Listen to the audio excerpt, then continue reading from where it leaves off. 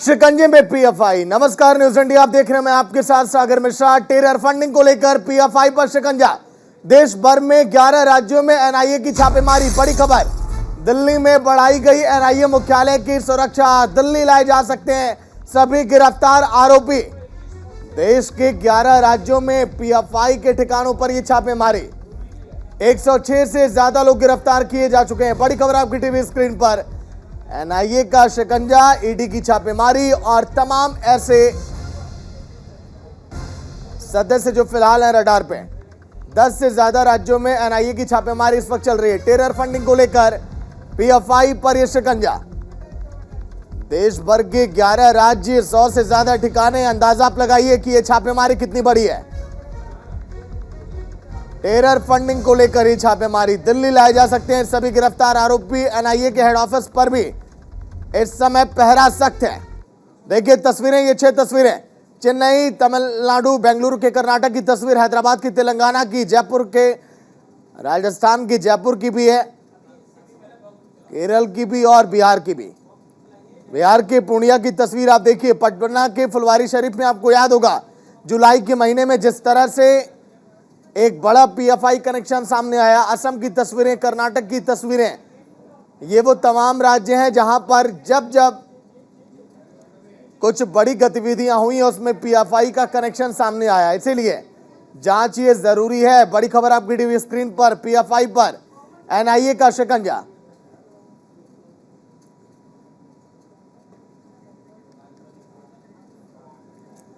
वहीं पीएफआई के खिलाफ देश भर में एनआईए का एक्शन जारी है। 11 राज्यों में पीएफआई के ठिकानों पर एनआईए और ईडी की छापेमारी चल रही है।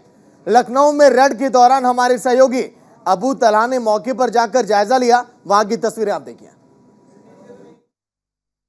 एनआईए का पूरे देश भर में छापा चल रहा है। हम लखनऊ में मौजूद हैं। लखनऊ का ये इंदिरा नगर का बी ब्लॉक एरिया है, जहां से रात में लगभग 3:30 बजे वसीम नाम के युवक को हिरासत में लिया गया है। ये घर जो आप देख रहे हैं ये वसीम का है। हालांकि बताया जा रहा है कि 1985 से यहाँ ये लोग रह रहे हैं, इनका परिवार रह रहा है। वसीम के घर में भाई है, बहन है और उनकी माता जी है। हालांकि वसीम को रात में 3:30 बजे टीम यहाँ से हिरासत में लेकर गई है, पूछताछ की जा रही है। इनके परिवार वाले जो हैं वो अभी भी अंदर हैं, पर सामने नहीं आ रहे हैं, ना कि मीडिया से बात करना चाह रहे हैं। हालांकि वसीम की अगर हिस्ट्री आपको बताते तो वसीम सीए एनआरसी में भी इससे पहले भी जेल जा चुका है और वसीम का कहीं ना कहीं कनेक्शन जो है वो पीएफआई से दिखाई दे रहा है। और साथ साथ जो वसीम के पास से जो डॉक्यूमेंट बरामद हुए हैं, कुछ डिजिटल डॉक्यूमेंट बरामद हुए हैं जिसके आधार पर उसकी गिरफ्तारी की गई है। हालांकि कई जिलों में ये छापा चल रहा है और 100 से ज़्यादा लोगों को हिरासत में लिया गया है, जिनसे पूछताछ की जा रही है। फिलहाल अब पूछताछ में क्या कुछ निकल कर सामने आएगा, क्योंकि अभी ज़्यादा एजेंसियाँ पूछताछ कर रही हैं। पूछताछ के बाद ही वो स्पष्ट बता पाएंगी कि किस वजह से ये छापा था और क्यों इन लोगों को हिरासत में लिया गया। लखनऊ से न्यूज़ इंडिया के लिए अबू तलहा। वही लखनऊ में पीएफआई के वसीम नाम के युवक को एनआईए ने उठाया। अलग अलग ठिकानों पर टेरर फंडिंग को लेकर एनआईए की छापेमारी जारी है। देखिए लखनऊ के इंदिरा नगर इलाके से शेखर आनंद त्रिवेदी के ये रिपोर्ट, जिन्होंने जाकर वहां पर जायजा लिया। टेरर फंडिंग को लेकर ईडी और एनआईए ने देश के अलग अलग जगहों पर पीएफआई के ठिकानों पर छापेमारी की है। इसी क्रम में लखनऊ में इस मकान पर छापा मारा गया है, जहां वसीम नाम का एक युवक एनआईए ने अपनी हिरासत में लिया है। बताया जा रहा है कि ये पेशे से टेलर रहा है। पहले भी इस घर पर छापेमारी हो चुकी है और वसीम को उठाया गया है। बताया जा रहा है कि सीएए और एनआरसी का जब मुद्दा चल रहा था तब भी इसे उठाया गया था। इसके अलावा कुछ समय पहले इसने कश्मीर की सपरिवार यात्रा भी की है। ये भी बताया जा रहा है कि इनकी माली हालत कुछ समय पहले कुछ खास नहीं थी, लेकिन बीते समय में लगातार इनके पास धन का आना हुआ और उसी से ये 3 मंजिला मकान भी तैयार हुआ। कुछ और भी प्रॉपर्टीज़ हैं जो लखनऊ के अलग अलग इलाकों में इन्होंने तैयार की हैं। फिलहाल एनआईए की छापेमारी जारी है, ईडी की छापेमारी जारी है और टेरर फंडिंग को लेकर के ईडी और एनआईए का ये ज्वाइंट ऑपरेशन अलग अलग राज्यों में चल रहा है। हरिराम के साथ शेखर त्रिवेदी, न्यूज़ इंडिया, लखनऊ। तो जहां की रिपोर्ट आप देख रहे थे, ग्राउंड जीरो पर हमारे सहयोगी शेखर आनंद त्रिवेदी इस वक्त मौजूद भी हैं। शेखर, सन 2007 में जिस एनआईए का गठन होता है दक्षिण भारत राज्यों में जिसका शुरुआती दौर में देखा जाता है कि विस्तार था थोड़ा बहुत, लेकिन मौजूदा समय में 20 से ज्यादा राज्यों में देखिए पीएफआई अपना विस्तार कर चुका है और सामने छापेमारी का दौर भी। शेखर, बिल्कुल, देखिए इसमें कोई दो राय नहीं है। एक समय तक सिमी ने बहुत सारा अपना नेटवर्क देश भर में फैला के रखा था। धीरे धीरे उस पर शिकंजा कसा, उसकी जड़ें थोड़ी कमजोर हुई, तो पीएफआई नाम का ये जो संगठन है ये लगातार उभरता गया और इसी क्रम में न सिर्फ उभरना इसका हुआ बल्कि अलग अलग राज्यों में इसने कुछ इस तरह से जड़ें फैलाई हैं कि अलग अलग तरह से टेरर फंडिंग लगातार ये कराता है। बाहर से, विदेशों से ये मैनेज करता है। देश के अंदर अलग अलग लोगों तक वो पैसा कैसे पहुंचेगा इसकी व्यवस्था करता है। लखनऊ में इसी मकान पर आप देखिए रात में 3:30 बजे एनआईए की टीम पहुंचती है। भारी संख्या में पुलिस बल यहां पर पहुंचता है। एक पतली सी गली है इंदिरा नगर इलाके की ये, जहां पर ये छापा पड़ा है और उसके बाद लगातार यहां पर एनआईए ने अपना शिकंजा कसा। पुलिस, लोकल पुलिस भी यहां पर पहुंची। वसीम नाम के लड़के को उठाया गया। इस लड़के के बारे में ये बताया जा रहा है कि पहले भी जब सीए एनआरसी का पूरा प्रोटेस्ट चला था उस समय भी इसको उठाया गया था, पूछताछ हुई थी, फंडिंग इसको उस समय पर भी हुई थी, बाद में इसको छोड़ा गया था। एसटीएफ ने उस समय उठाया था। लखनऊ की अगर हम बात करें सागर, तो लखनऊ जो है बीते काफ़ी समय से, बल्कि आप कह दीजिए कि 1 दशक लगभग हो रहा है, आतंकवादियों का ये एक ऐसा सेंटर बना है जो बहुत ही साइलेंटली काम करता है। यहाँ पर नदवा है, बताया जा रहा है कि लड़का भी वसीम जिसको उठाया गया है नदवा का ही पढ़ा हुआ है। यहाँ पर सैफुल्ला नाम के लखनऊ में आतंकवादी का एनकाउंटर भी किया गया। असीम अरुण जो इस समय मंत्री हैं, राज्य मंत्री हैं, वो उस समय एसटीएफ के यहाँ पर प्रभारी थे, उनकी अगुवाई में वो पूरा ऑपरेशन अंजाम दिया गया था। तो बहुत ही साइलेंटली, यानी जो ब्रेन है वो यहाँ पर लगता है, छुपे हुए स्लीपर सेल के लोग यहाँ पर बैठते हैं। शेखर, ये जो छापेमारी हुई है बड़े स्तर पे हुई है, क्योंकि जो मीडिया कर्मियों का जमावड़ा वहां पर है ये दर्शाता है कि कितनी बड़ी ये छापेमारी है। लेकिन शेखर, आखिर एनआईए को ये शक कहां से हुआ कि इस घर पर ही हमें छापा मारना है? और जब रात में छापेमारी हुई तो क्या अभी तक कुछ हाथ लगा है क्या एनआईए के? देखिए, इस चीज़ को समझने के लिए हमें यह समझना होगा कि स्लीपर सेल हिंदुस्तान में काम किस तरीके से करता है। स्लीपर सेल बिल्कुल आम आदमी की तरह उसके लोग रहते हैं। अब यही जो शख्स है 1985 से यहाँ पर बसा हुआ है, 1985 से लेकर के अब तक में बता रहे हैं कि एक समय ऐसा था कि माचिस की तीली भी पड़ोस से मांगने जाता था। इनके परिवार के लोग पड़ोस से माचिस की तीली मांगते थे कि हमें माचिस नहीं है हमारे पास। अब स्थिति ये है कि 3 मंजिला इमारत खड़ी है, एसी लगा हुआ है, कूलर लगा हुआ है, गाड़ी घोड़ा, मकान, दुकान, सब चीज़ें इनकी व्यवस्थित हैं। टेलरिंग का काम होता है, तो जाहिर सी बात है कि शहर में और भी टेलर्स हैं। इसी तरीके से जो एनआईए की पहले की लीड्स होती हैं, जो एसटीएफ या लोकल पुलिस के इनपुट्स होते हैं, उसके आधार पर यह चिन्हीकरण हो जाता है कि किस तरीके से, कहां से कौन सी व्यक्ति गतिविधियों को अंजाम दे रहा है। ये धीरे धीरे ही पता चलता है।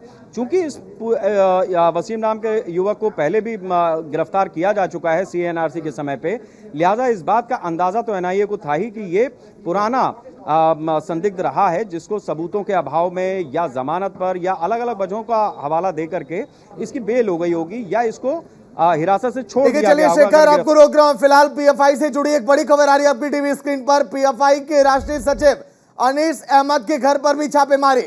ज्यादातर राज्यों के पीएफआई चीफ गिरफ्तार भी किए जा चुके हैं। केरल से ओमार सलाम को हिरासत में लिया जा चुका है। पीएफआई के अध्यक्ष है ओमार सलाम, जिनकी गिरफ्तारी, लेकिन पीएफआई चीफ की गिरफ्तारी क्या अंकुश अब लगाएगी क्या? जिस तरह से शेखर ये जिक्र कर रहे हैं कि कई ऐसे सदस्य जो स्लीपर सेल के रूप में लगातार एक्टिव रहते हैं, कई आतंकी गतिविधियों में भी लिप्त रहते हैं, चाहे आपने पटना का फुलवारी शरीफ देखा हो या पूर्णिया या फिर केरल या तमिलनाडु या फिर कर्नाटक या फिर पश्चिम बंगाल का भी जिक्र यहाँ पर हम करेंगे, क्योंकि कई जगहों पर इनके स्लीपर सेल एक्टिव दिखाई दिए। शेखर लगातार अपडेट दे रहे हैं। शेखर, पीएफआई के कई चीफ ऐसे जिनकी गिरफ्तारियां हो रही हैं, क्या इन चीफों की गिरफ्तारियों से ये हम समझें कि आने वाले समय में जो गतिविधियां परवानियां चढ़ी हैं इस पर थोड़ा सा अंकुश लगेगा, थोड़ी लगाम लगेगी? शेखर, देखिए, जब गिरफ्तारियां होती हैं, इस तरीके के एक्टिविटीज़ होती हैं एजेंसीज की तरफ से, तो निश्चित रूप से कुछ समय के लिए चीज़ें थमती रुकती हुई दिखाई देती हैं। लेकिन ये समझना पड़ेगा कि ये पूरा गिरोह उतनी ही शातिराना तरीके से, और चूंकि विदेशों में बैठे हुए लोगों की कठपुतली हैं ये, तो ब्रेन ड्रेन जिस तरीके से होता है, उसके बाद नए सिरे से जो सरकार नियम कायदा कानून बनाती है उसकी तोड़ निकाल करके कैसे आगे बढ़ना है, वो पूरी एक व्यूह रचना होती है। निश्चित रूप से सीएनआरसी को ज्यादा समय नहीं गुजरा, वो तो कोरोना आ गया तो दिल्ली में जिन जगहों पर इन्होंने रोड चौक कर रखी थी उस जगह से अदालत के आदेश के बाद इनको हटना पड़ा। सरकार भी कोशिश कर रही थी लेकिन हट नहीं रहे थे। अभी जिस तरीके की स्थिति है तो जाहिर सी बात है कि साइलेंटली किस तरीके से ये चीजें मैनेज की जाएं इसकी पूरी तैयारी है। 3.5 लाख कंपनियां केंद्र सरकार ने एक झटके में एक दिन में बंद कर दी देश भर में।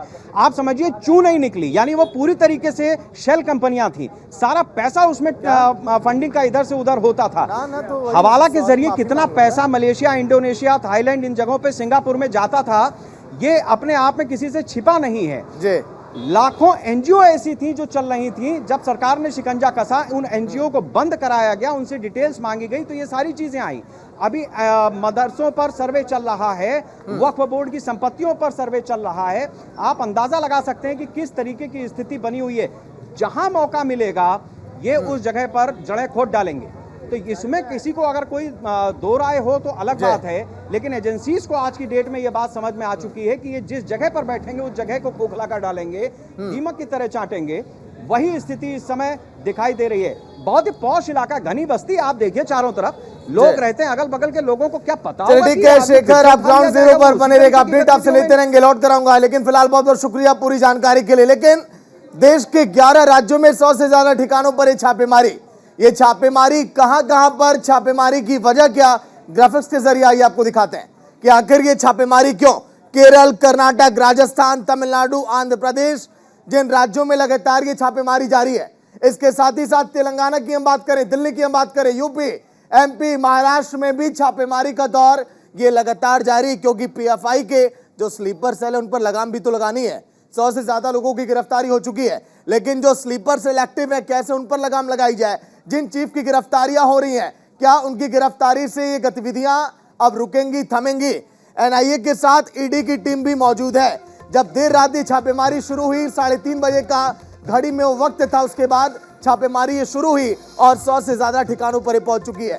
बात करें सिर्फ केरल की तो यहां पर 50 से ज्यादा जगहों पर छापेमारी, केरल के मंजेरी, मल्लपुरम जैसे इलाकों में छापेमारी हो रही है और दक्षिणी राज्यों में तो बहुत ही ज्यादा, क्योंकि वहां पर जिस तरह से पीएफआई ने अपने पांव पसारे वो किसी से छुपा नहीं है। केरल, कर्नाटक, राजस्थान, तमिलनाडु, आंध्र प्रदेश में भी रेड, पंजाब में आपने देखा और तो और पटना में आपने देखा जिस तरह से फुलवारी शरीफ और कई ऐसे ठिकाने बिहार में जहां पर एक्टिव है सदस्य। अब आगे अब आप देखिए, अगर बात करें पीएफआई के कलंक कथा की तो 11 जुलाई 2022 पीएफआई के दफ्तर से कई दस्तावेज बरामद किए गए थे। इसके साथ ही साथ भारत को 2047 तक इस्लामिक राष्ट्र बनाने की साजिश भी रही है। सन 2047 आपको याद होगा फुलवारी शरीफ की ये घटना, जब ये जिक्र किया गया था कि हमारा मिशन 2047 है। लेकिन शिकंजे में अगर पीएफआई है जो लगातार ये छापेमारी जारी है, सहयोगी अबू भी लाइव जुड़ गए पूरी जानकारी के साथ।